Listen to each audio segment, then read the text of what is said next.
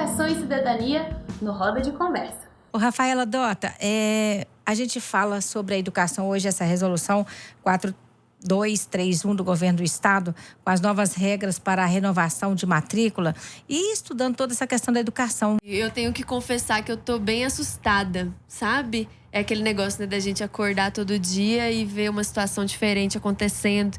E eu não sabia que isso estava acontecendo, muito menos que era tão grave. Confesso que a coisa que mais me assustou foi falar aqui que as pessoas, para fazer as matrículas, agora tem que ter uma conta de energia, uma conta de luz, um aluguel no nome dela. E a gente sabe que isso não acontece. Eu, por exemplo, se eu tivesse um filho hoje, eu não tenho nenhuma conta no meu nome, eu não conseguiria matricular meu filho. E a gente sabe que essa situação é muito recorrente, muito recorrente. Imagino que tem muitas mães e muitos pais bem preocupados com o que pode acontecer, né? E a gente não sabe se o Estado vai abrir exceções, abrir brechas, enfim. A gente precisa de mais educação e não de menos educação. Se vocês puderem comentar um pouquinho sobre os alunos da inclusão, como é que ficam as mães e os pais que já passam por grandes dificuldades, né, nessa rematrícula agora? Bom, a questão da inclusão já tem um problema estabelecido, que é a dificuldade que as famílias têm de conseguirem um laudo que ateste alguma necessidade especial do seu filho. Porque toda a estrutura, a contratação de um professor de apoio para esse estudante depende de toda dessa trajetória de notificação, de registro, do laudo mesmo que constate a qualquer necessidade do estudante. E aí, a todo momento em que a gente volta à resolução, aparecem novas questões que a gente não tinha pensado antes. Porque, por exemplo, na resolução está dizendo que quando o aluno é portador de necessidade, o laudo precisa ser apresentado na matrícula.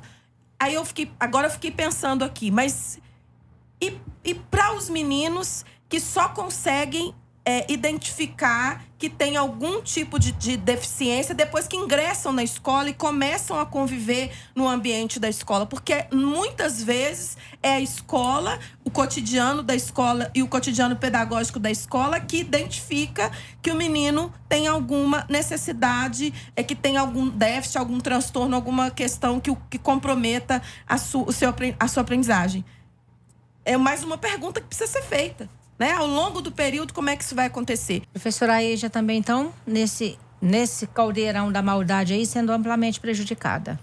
A educação de jovens adultos tem até algumas características que são bem próprias. Por exemplo, um pai, um avô, pessoa mais velha, ela briga com o poder público pelo direito à escolaridade do filho, do neto, mas para si, isso aí não ocorre muitas das vezes, porque a pessoa ela se conforma com a ideia assim, para mim não tem vaga, ela não absorve como uma questão do direito que a gente estava falando anteriormente. Então, por isso a gente tem vários pesquisadores na educação de jovens e adultos que falam que o Estado deve ter, em relação à matrícula, uma política indutora. O que seria uma política indutora? De articular com os movimentos sociais e culturais da cidade, com a grande imprensa, para, primeiro, falar do direito à escolarização, né, para quem não é mais criança e adolescente, quem não está mais na chamada idade regular. Né? Então, essas políticas indutoras entraria como um elemento de sensibilização, e segundo, facilitar a entrada. O que a gente vê com essa resolução é exatamente o oposto.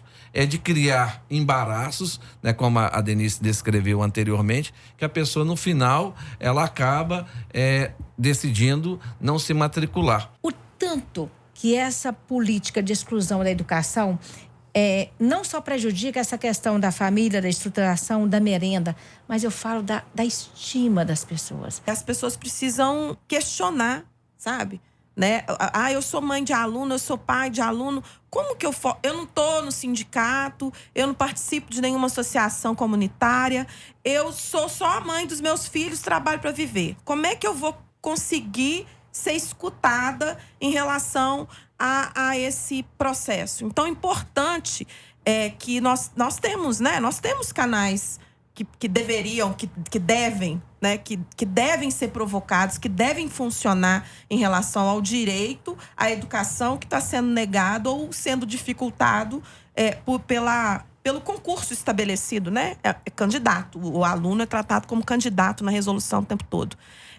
Então, é importante que as famílias procurem a escola para se inteirar do assunto e que procurem os canais competentes ou que denunciem quando o seu direito estiver sendo negado. Nós vamos fazer o nosso papel, já estamos fazendo como representação da categoria, mas também por uma discussão mais ampla do que a corporação. Nós defendemos o direito à educação.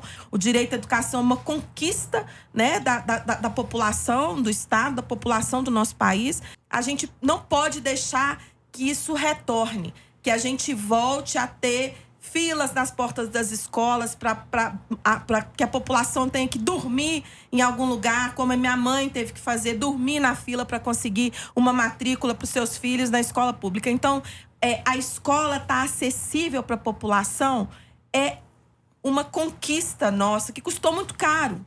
Então, às vezes, os meninos que têm 13 anos, 14 anos, que estão lá no fundamental ou estão ingressando, não sabem, não viveram isso. Então, é uma coisa que é concreta e está acontecendo com todo mundo.